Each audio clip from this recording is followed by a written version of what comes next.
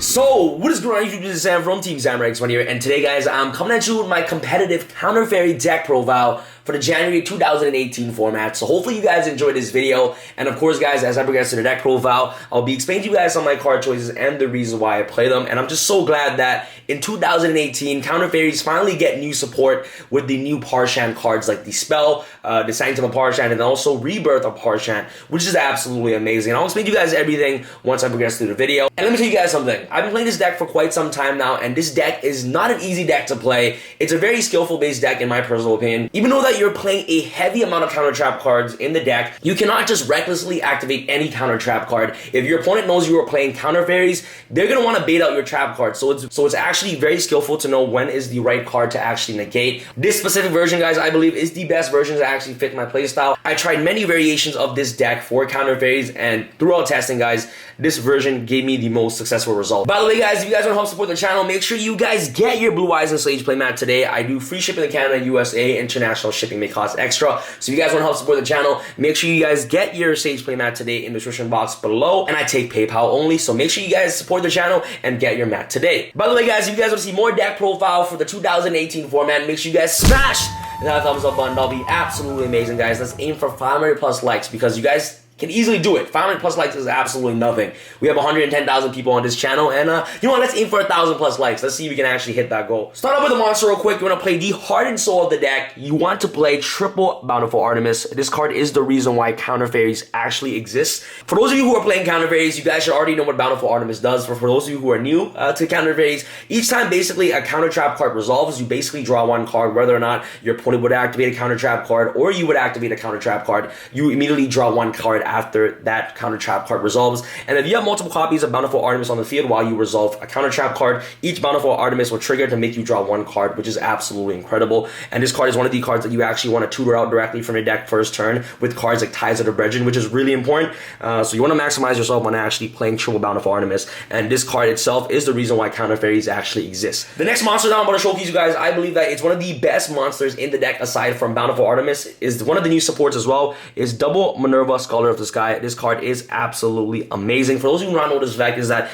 each time a counter trap card is activated, immediately after it resolves, this card gains 500 attack. So essentially, it gains a permanent 500 attack boost for each counter trap card that actually resolves, which is absolutely amazing. And if Sanctuary of the Sky is on the field, you basically get to recycle your trap cards with a different name from your graveyard back into your hand. So this card is actually really useful during late and mid game. So what you can do with this card is that, let's say Sanctuary of the Sky and Minerva Scholar on the field, and you have Divine Punishment and also Ultimate Providence in the graveyard. So what you can do is that you can activate Ultimate Providence, negate something, and then activate its effect to basically add back Divine Punishment from your graveyard back into your hand. And then next turn you set it, you negate something, you constantly just recycle back your trap cards with different names from your graveyard back into your hand. With Sanctum on the field, this card becomes 2,000 attack, and if you negate, this card can easily become 3,000, 3,500, and potentially even 4,000.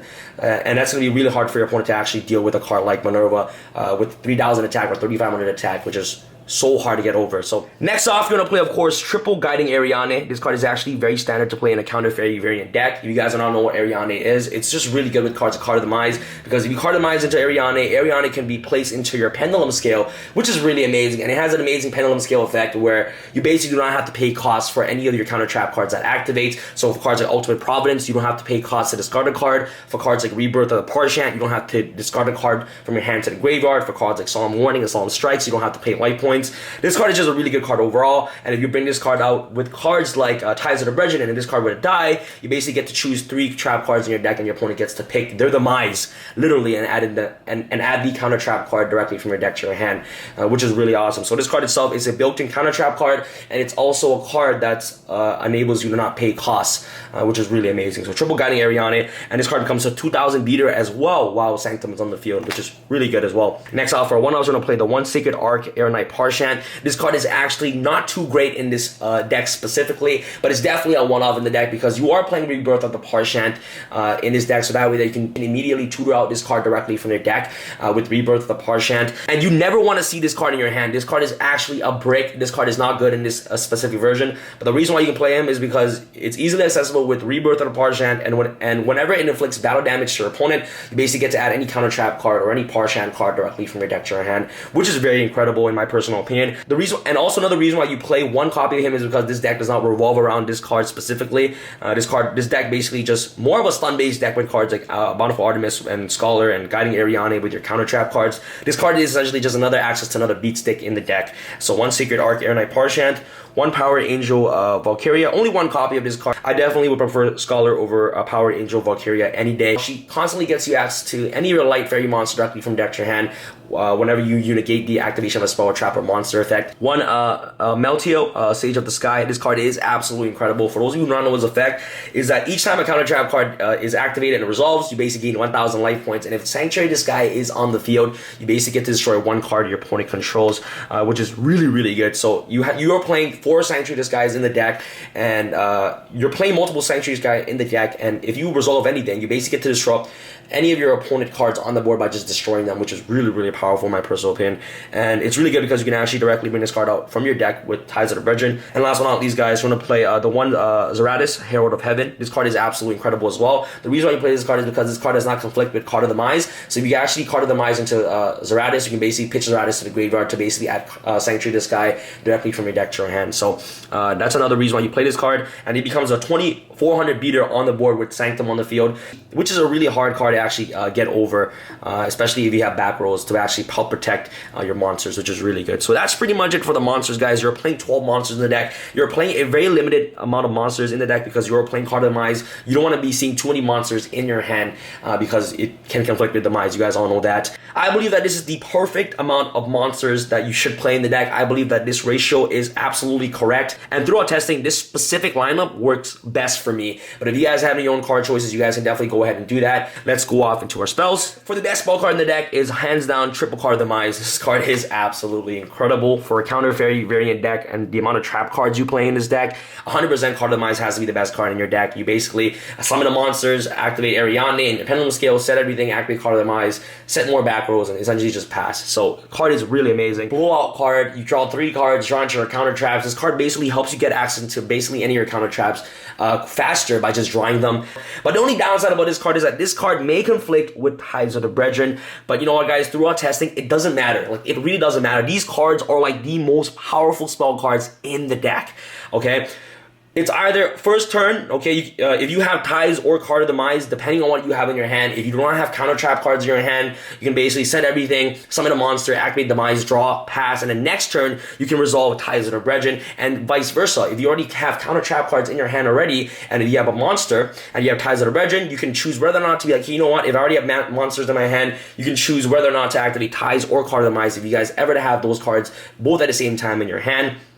So you can just go Ties, bring out the monster, set your back row, and then pass. And the next turn, you can deal damage, activate Card of Demise, draw 3 cards for essentially for free, and then just constantly just gain more advantage over your opponent. Like, these cards are just really powerful cards in the deck, guys. Although that it may conflict with each other, but trust me, guys, throughout testing, like, you need to play Ties of the Brethren. You need to play Card of Demise. You want to see these cards in your opening hand as quickly as possible.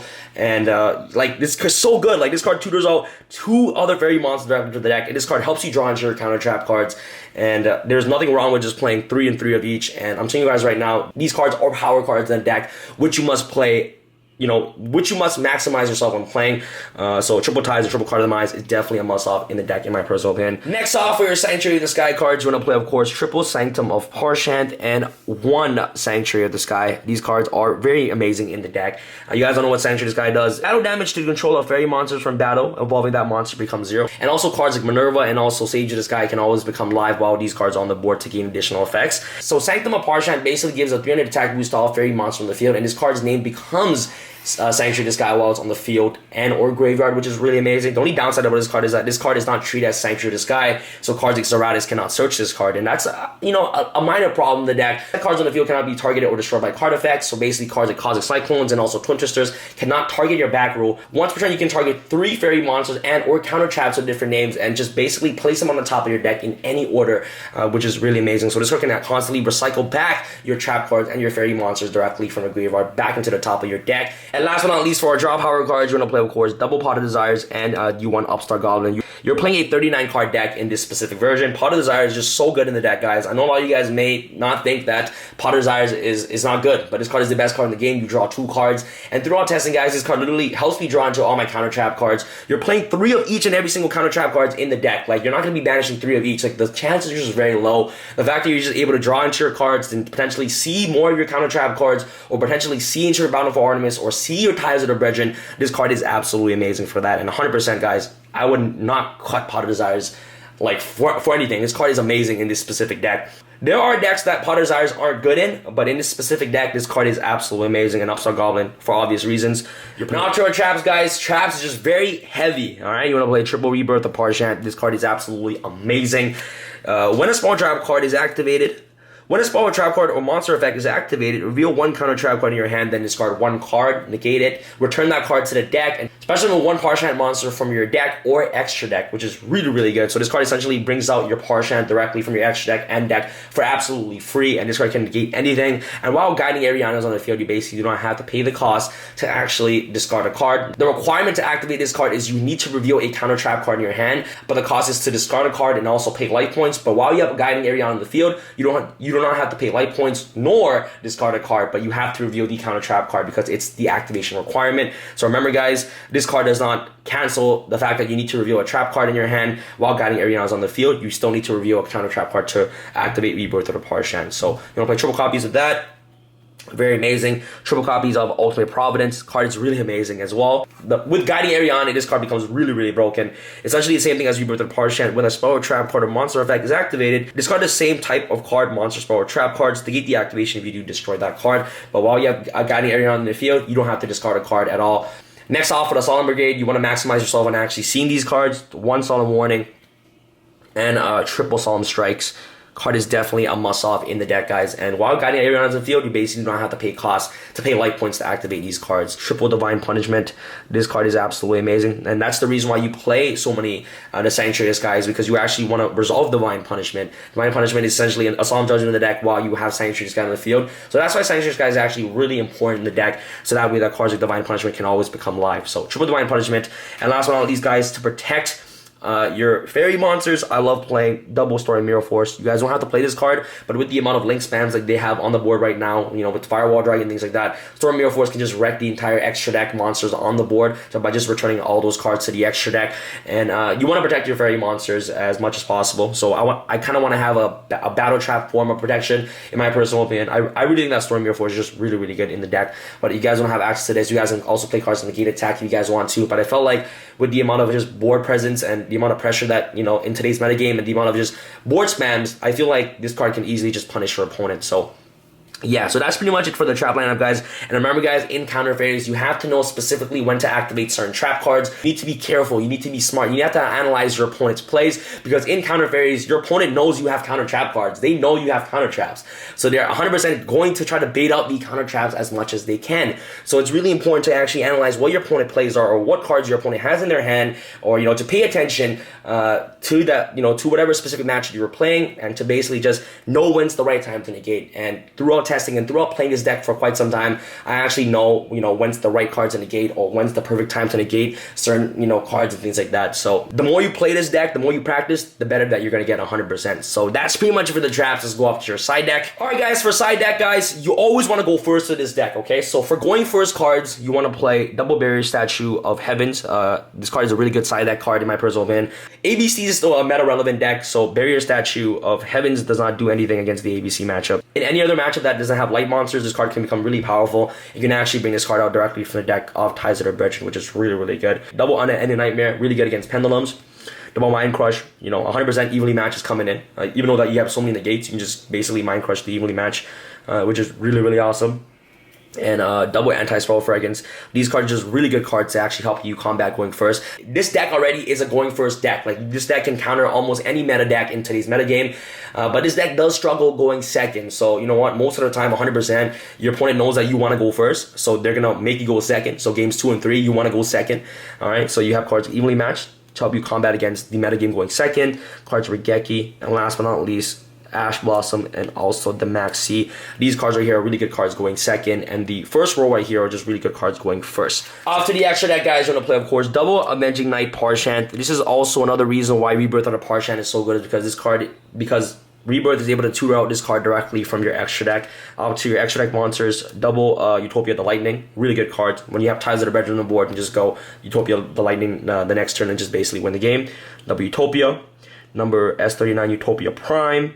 Gaga Cowboy, really good cards. Castell, Direwolf, Abyss Dweller, Baguska, Gaga Samurai, Tornado Dragon, last but not least, Bujintai Tsukiyomi. So that's pretty much it for the deck profile, guys. Let me know what you guys think about this deck in the description box below. Overall, this deck is a very powerful deck. The deck is actually a very powerful defensive-based deck in my personal opinion. But this deck is actually a very skillful deck, okay? You need to know when's the right time to activate certain trap cards and things like that. So make sure you guys practice with this deck. Make sure you guys use my deck as a guide to what you guys can play in your own deck. Overall, I believe that is the best version that fits my playstyle. Thank you guys so much for watching this video. This is Sam from Team Sam signing out. Alright guys, peace. Friends and the family, do it for the friends of the family. Friends of the family, do it for the friends of the family. Who else? Friends of the family, do it for the friends of the family.